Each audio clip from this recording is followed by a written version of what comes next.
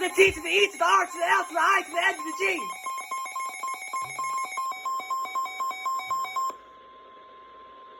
The National Weather Service in Sterling, Virginia has issued a severe thunderstorm warning for East Central Allegheny County in western Maryland, northeastern Hampshire County in eastern West Virginia until 6:15 p.m.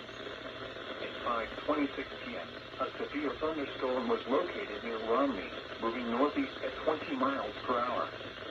Hazard, 60 miles per hour wind gusts, quarter-size hail. Source, radar indicated.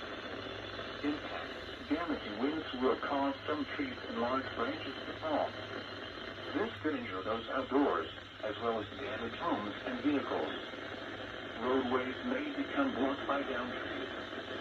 Localized power outages are possible. Unsecured light objects may become projectiles. Locations of hazards include Romney, Springfield, Green Springs, Old Town, Point, Three Churches, Levels, Gainesville, and Waipacono. For your protection, move to an interior room on the lowest floor of a building.